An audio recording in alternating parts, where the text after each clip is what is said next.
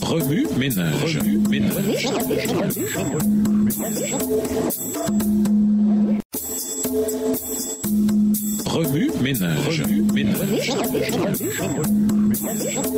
Bienvenue dans votre émission Remue ménage. Voilà leçon 4. Confrontation avec Pharaon. Seigneur, que veux-tu que je fasse? Nous vous invitons à lire les chapitres 5 et 6 du livre de l'Exode. Introduire. Parfois, Dieu nous appelle à faire des choses extraordinaires, ce qui entraîne une responsabilité accrue de lui être fidèle en toutes choses. Mais avant de diriger les autres, il nous faut d'abord mettre de l'ordre dans notre propre maison. Moïse y a été confronté. Après avoir quitté la maison de son beau-père pour accomplir sa mission, il reçut du Seigneur un message surprenant. Exode 4, verset 24. Cette rencontre était tout à fait différente de celle du buisson ardent. Moïse avait obéi et s'était mis en route pour l'Égypte afin de libérer les Israélites de l'esclavage. Cependant, cela ne signifiait pas pour autant que Dieu bénissait tout ce qu'il faisait. Moïse reçut un avertissement saisissant du déplaisir de Dieu. Celui-ci lui apparut dans l'attitude menaçante d'un ennemi prêt à le frapper à mort. Voilà qui est assez bouleversant. Cette interruption brusque et brève dans le déroulement de l'histoire ne doit pas en diminuer l'importance. Le texte ne s'arrête même pas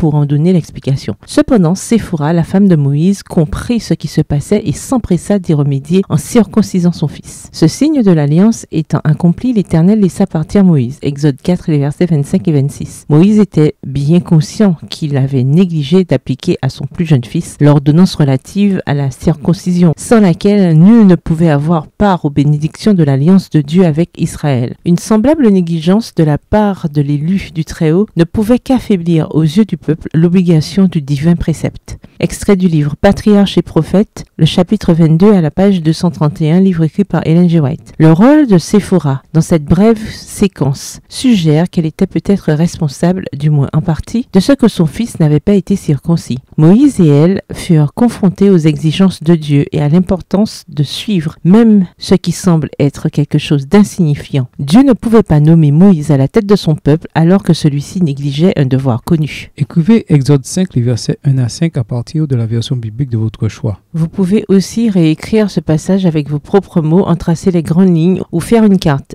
heuristique d'Exode 5 et 6. Au revoir. Et à demain si Dieu veut. Remue ménage. Remue ménage.